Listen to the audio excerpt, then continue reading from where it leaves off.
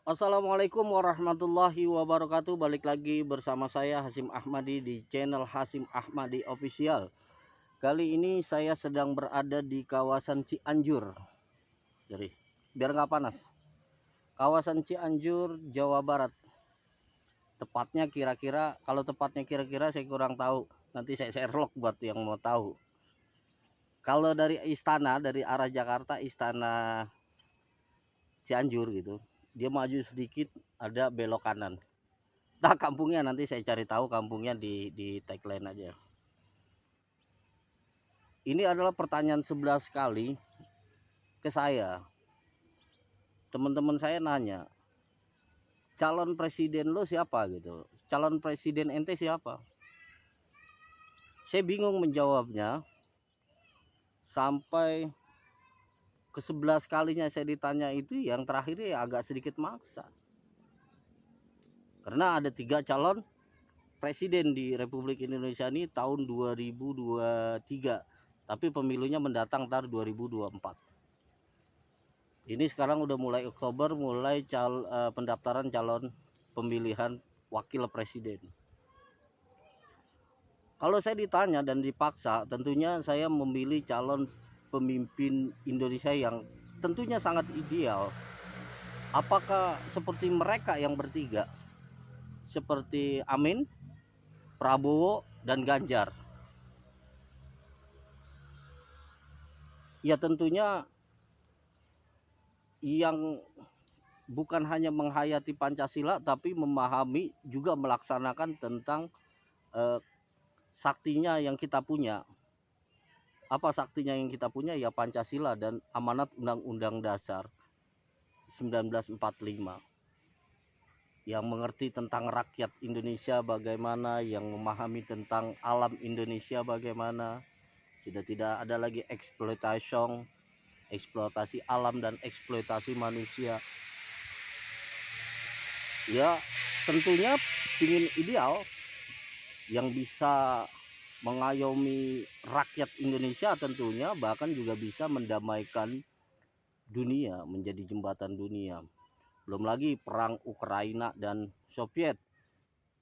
Rusia, Kemudian baru ini kemarin terjadi bagaimana penyerangan yang dilakukan Israel ke kelompok Hamas. Tentunya masyarakat Palestina yang merugi gitu.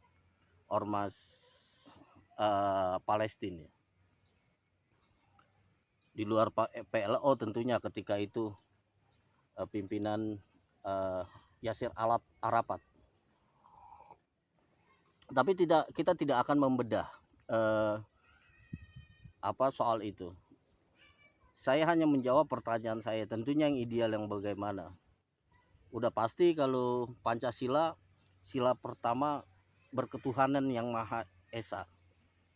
Saya nggak mengerti tafsir Pancasila tentang ketuhanan yang Maha Esa. Tentunya bangsa Indonesia, tapi tentunya bangsa Indonesia adalah bangsa yang sangat percaya dan sangat beragama. Tentunya selain beragama, pastinya sudah tentu bertuhan. Khawatirnya beragama juga tidak mengenal Tuhan. Itu khawatirnya saya sebagai seorang yang bicara di sini. Karena memang dasarnya beragama itu tentunya mengenal Tuhannya. Dia mengenal Allah. Yang Hindu ya Hindu, yang Kristen ya Kristen, yang Katolik ya Katolik, yang Konghucu dan lain sebagainya. Hindu, Buddha dan lain sebagainya. Jadi bukan aktivitas rutinitas. Nah, ketika dia mengenal Tuhannya, pasti bahasa Tuhan itu sangat lembut dan penuh kasih sayang terhadap sesama, terhadap alam, terhadap manusia, juga terhadap semuanya.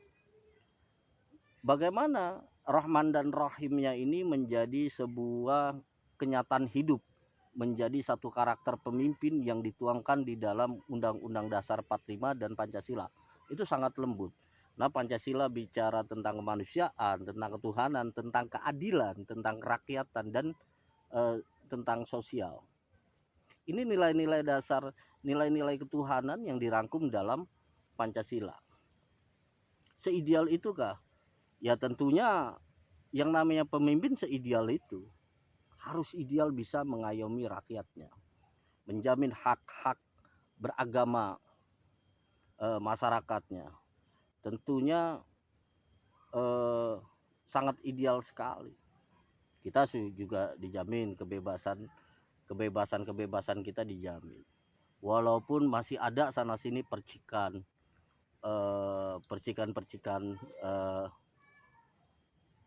berbagai hal lah, iya, yang bertentangan dengan Pancasila atau tidak bertentangan dengan Pancasila. Saya kira masyarakat Indonesia, walaupun dia tidak menyebutkan jati diri dia sebagai orang tidak beragama, saya yakin sedalam-dalamnya warga orang Indonesia itu sangat meyakini Tuhan dan berkepercayaan.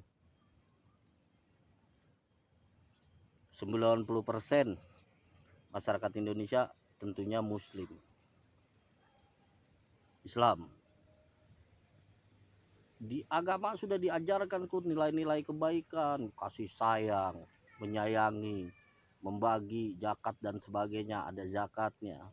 Rukun iman dan rukun Islam yang beragama Islam dan tinggal di Indonesia, ketika memahami syariatnya, itu udah pasti menjalankan amanat Pancasila, amanat Undang-Undang Dasar.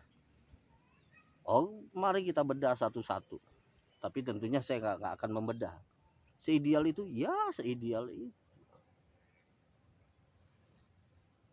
Dia bersahadat dengan alam Indonesia, pemimpin kita, ketika menyaksikan betapa indahnya, megahnya. Saya sedang berada, lihat belakang saya itu gunung. Kalau ditanya saya nggak tahu gunung apa Pangrango atau apa, saya nggak paham. Yang jelas saya sedang berada di ketinggian. Seideal itu, ya seideal agamanya ideal, nasionalismenya ideal tentang bangsa kita ini, tentang Indonesia ini. Kemudian soal kemanusiaan bagaimana? Di Al-Quran juga di kitab-kitab suci yang lain mengajarkan tentang kemanusiaan, apalagi kita yang bernegara. Kemanusiaan yang dimaksud di dalam Pancasila itu yang bagaimana? Tentunya kemanusiaan itu bukan hanya sekedar tidak melukai perasaan, tidak melukai fisik, tidak ini, tentunya memanusiakan manusia Indonesia. Ada kesamaan hak, kesamaan derajat, tidak ada si miskin dan kaya itu jomplang. Sebenarnya si miskin dan kaya kita bicara tentang kemakmuran, kesejahteraan. Bagaimana sih memanusiakan manusia? Pemimpin yang ideal itu? Ya tentunya yang mengenal karakter, budaya, jiwa masyarakat Indonesia. Karakternya yang seperti apa? Saya kira kalau memang ingin menjadi pemimpin Indonesia, mengerti karakternya, mengerti sifatnya, mengerti budayanya. Jangan budaya kita yang sudah ada lalu dikontrak dengan budaya-budaya luar, diinfiltrasi, penetrasi, provokasi, diadu budaya kita dengan budaya luar. Saya nggak akan memilih pemimpin yang seperti itu, udah pasti. Nah itu bagian saya kira ini tafsir bebas saya tentang kemanusiaan, sehingga orang yang menjalankan adat istiadat masyarakat setempat itu menjadi benturan. 3 benturan lahir tragedi kemanusiaan. Apakah itu pemimpin yang kita mau? Kalau saya sih enggak. Atas dasar pembangunan ini untuk mensejahterakan negara, atas dasar itu udah pahami aja kemauan dan kemanusiaan masyarakat Indonesia. Tapi tolong dikoreksi. Ini saya kira kalau saya salah, koreksi aja, koreksi. Bicara Indonesia tentang kemanusiaan. Bagaimana soal keadilan? Kalau ada pemimpin ketiga-tiganya dari presiden ini, kalau mendekati keadilan saja, mendekati keadilan, kalau adil dalam konteks seperti ini, nabi-nabi terdahulu itu rasa-rasanya sangat mustahil. Paling tidak berjuang dan mendekati keadilan, yang ideal menurut kita. Saya kira rasa keadilan itu melibatkan jiwa, kalimat rasanya. Terus keadilan apakah satu dengan satu sebanding atau adil? Saya rasa enggak. Kalau itu kita terjemahkan lebih dalam lagi nanti. Contoh yang paling sederhana bicara soal keadilan. Semua hak dan kewajiban masyarakat Indonesia itu terpenuhi, diminta atau tidak diminta, berikan jaminannya secara undang-undang, secara berikan. Jangan mentok begini, mentok begitu, berikan rasa keadilan. Keadilan di mana? Tidak hanya di perangkat hukum yang teknis, tetapi rasanya harus tumbuh di dalam jiwa pemimpin. Sangat absurd memang menerjemahkan rasa, sangat buat saya bingung untuk menerjemahkan rasa.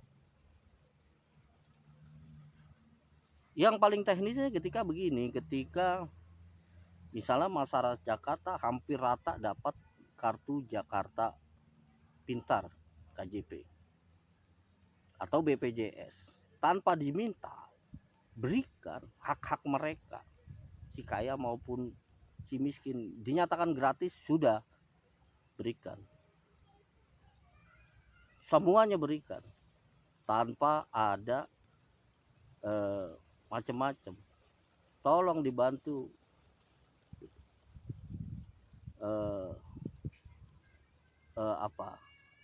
tolong bangun rasa keadilan. Memang menerjemahkan rasa keadilan yang kemudian ada melalui undang-undang. Dari mana dasarnya? Dari rasa keadilan untuk membangun undang-undang itu, maka lahirlah rasa kemanusiaan. Kalau dasarnya tidak menggunakan Pancasila, ada rasa dasarnya ketuhanan, tidak ada rasa keadilan, rasa kemanusiaan, tidak ada rasa kesejahteraan,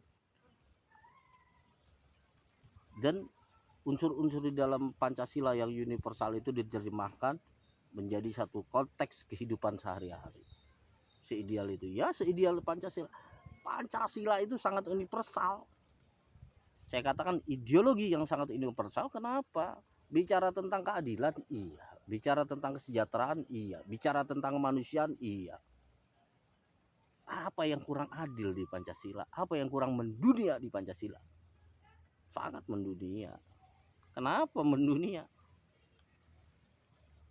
Ideologi lain hanya membicarakan keadilan. Kita membicarakan keadilan. Kemanusiaan mereka bicarakan. Kita semuanya, Pak. Kita bicarakan soal keadilan, kemanusiaan, ketuhanan, kerakyatan, dirangkum. Seideal itu ya harusnya ideal. Terus bagaimana tentang pilihan saya terhadap tiga itu? Memahami konteks Pancasila. Saya kira kalau rakyat Indonesia sejahtera dari A sampai Z, udah nggak butuh undang-undang, nggak butuh Pancasila. Itu kan sebagai alat untuk mensejahterakan rakyat Indonesia. Undang-undang Dasar 1945, kemudian Pancasila sebagai alat. Tujuannya apa? Kemanusiaan, kerakyatan, keadilan, berketuhanan. Itu surga. Apakah itu utopis? Bicara Indonesia dari ujung Sabang sampai ujung Merauke, archipelago, kepulauan, lautannya luas, menjaga keamanan, pertahanan dan keamanan. Terus amanat undang-undang juga menjaga perdamaian dunia. Kalau bukan seorang visioner yang merumuskan ini, enggak sanggup. Seideal itu, ya seideal tentunya. Siapakah dari tiga calon pemimpin ini yang bisa menerjemahkan bahasa ini. Ya kalau yang namanya pemilu, pilpres, tentunya janji-janji manis. Tidak pernah dikatakan janji pahit. Ini gratis, ini gratis, ini gratis. Coblos saya. Saya ya cukup ya. Pada akhirnya ntar lihat aja kenyataan. Enggak, saya nggak mau begitu. Tentunya pemimpinnya yang ideal. Nggak bisa gitu dong, harus realistis. Realistisnya bagaimana? Apakah ketiga calon pemimpin kita di yang tarung 2024 ini pemimpin yang ideal? Harus ideal. Kalau ideal tentunya ada prakteknya yang bisa menjadi contoh deh untuk menjadi satu pilihan. Contoh umpamanya dua periode kepemimpinan Jokowi, apa yang sudah dilakukan? Iya, minim-minimnya seperti itu. Atau melebihi yang kemarin. Jangan seperti itu lagi. Jokowi kan lahir menjadi presiden suka atau tidak suka, mau tidak mau terpecah masyarakat kita. Lahirnya pemimpin itu menjadi kampret dan kadrun. Terpecah masyarakat kita menjadi dua, lahir seorang pemimpin berdarah-darah. Sudah, kita belajar dari konteks itu. Timbul hoax sana, timbul ini apalagi nanti setelah hoax apa, simulakra atau apa, simulasi lain, hyperrealitas atau apalah itu, bahasa-bahasa. Lahirnya Jokowi sebagai presiden, terbelahnya masyarakat menjadi dua kutub ketika Jokowi naik dan menduduki presiden Republik Indonesia. Kita berdoa semoga tidak ada lagi kampret dan semoga tidak ada lagi kadrun. Semoga kita dewasa dalam memilih presiden, tentunya dengan pilihan-pilihan yang rasional, pilihan-pilihan yang visioner. Siapapun mereka yang punya hak hidup di Indonesia dan punya hak menjadi pemimpin di Indonesia. Oh, ideal banget. Iya, ideal. Kenyataan politiknya nggak begitu. Kenyataan politiknya 2019 terbelah, banyak korban. Kasus Rempang terjadi, kasus ini terjadi, infiltran masuk melalui program-program hantam kiri, hantam kanan. Bangsa ini terlalu besar. Kita berdoa dan kita bekerja bersama-sama untuk membangun bangsa ini. Semua lapisan masyarakat dari yang terkecil sampai yang atas. Itu mah obrolan orang stres yang nggak mampu menerjemahkan realita. Ya kenyataannya seperti itu. Saya ini seperti itu, baru tahap itu, belum detail ke item-item. Kan banyak profesor, banyak ini. Mana kita melakukan konfrontasi ekonomi, konfrontasi budaya, konfrontasi politik, konfrontasi segala macam hal. Ya kenyataannya bahwa dunia membutuhkan kita, kita membutuhkan dunia kalau keluar. Tetapi mana yang diomongin tadi, nilai-nilai Pancasila tersentuh enggak? Orang keluarga saya, tetangga saya aja, sebelah kiri sebelah kanan ditanya, punya BPJS nggak kalau sakit? Nggak punya. Terus kalau lu sakit berobat dari mana? Datang aja ke puskesmas, cuma 20.000. Simpel tuh masyarakat kita. Mau siapapun presidennya, saya ingat ceramah salah satu dai sejuta umat, Kiai Haji Jainuddin MZ. Pada prinsipnya masyarakat itu nggak pusing dengan pilihan presiden atau caleg-caleg. Pada prinsipnya bisa makan, sehari 3 kali, punya duit buat sekolahin anak, rumah nggak ngontrak, hidup tentram, udah selesai.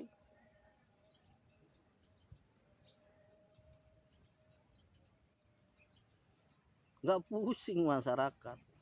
Nah, itu kan terkaitan tadi sama saya. Tentunya saya butuh pemimpin yang ideal dan melaksanakan nilai-nilai itu sesuai amanat-amanat. Berat yang namanya amanat. Ada istilah amanat penderitaan rakyat. Yang dipikul penderitaan rakyat. Rakyat yang mana? Nggak usah dibelah begitu. Tentunya masyarakat Indonesia dari ujung Sabang sampai Merauke. Berikanlah hak-hak mereka.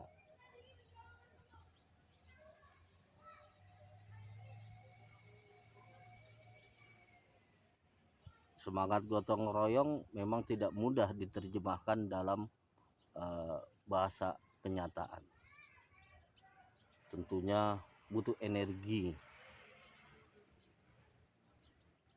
Saya pengen ngeliat tuh di Indonesia itu kalau ada pemimpin yang sudah tidak ribut, hari ini makan besok makan, buat makan besok bagaimana? Lihat besok aja dah. Masa Allah nggak menjamin umatnya? Bener. Udah pusing, gimana mau mikirin pendidikan, dia mau mikirin sekolah nih. Si bapak. Emang udah yang ada dulu makan, besok bagaimana besok? Besok bagaimana besok gitu. Masa nggak ketemu? Betul, Allah menjamin. Tapi ada doa dan ikhtiar yang perlu kita lakukan sebagai warga negara. Tentunya pemimpin yang ideal itu yang bisa menjamin. Kalau nggak salah tolong koreksi. Fakir miskin dan anak-anak terlantar dipelihara oleh negara. Terjemahan fakir miskin dan anak-anak terlantar ada dua. Fakir miskin saya nggak tahu batasannya seperti apa. Wow, negara-negara lain maju, negara ini maju. Iya, buat makan mereka udah nggak mikirin. Sebulan udah nggak mikirin. Buat belajar udah harus fokus belajar. Bahwa belajar dan makan butuh tenaga dan ekspresi. Mungkin negara-negara lain udah nggak mikirin makan kali. Rakyatnya tentunya udah bisa berpenghasilan sebulan cukup, hanya tinggal belajar. Mungkin ya tentunya idealnya seperti itu. Udah fokus pada satu bidang pekerjaan yang membangun kreativitas, membangun kehidupan berbangsa, tentunya itu. Saya kira soal kemanusiaan, kerakyatan, keadilan, saya kira di situ udah bercampur aduk. Pemimpin ideal saya kalau ditanya tentunya yang bisa mengemban amanat rakyat, pertama tentunya memahami jiwa-jiwa Pancasila, ruh dari Pancasila yang bisa diaplikasikan, bisa diterapkan dalam kehidupan sehari-hari melalui undang-undang yang diterapkan. Tentunya tidak berpihak kepada si kaya, tapi berpihak kepada masyarakat, rakyat tentunya.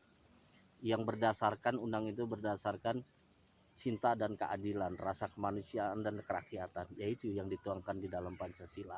Jangan berdasarkan pemodal A, jangan berdasarkan pemodal B yang membiayai kegiatan politik presidensi A, presidensi B, presidensi C. Saya kira itu, kurang lebihnya mohon maaf. Assalamualaikum warahmatullahi wabarakatuh. Tolong dikoreksi salah saya. Yang belum puas nanti kita diskusi di komentar. Salam.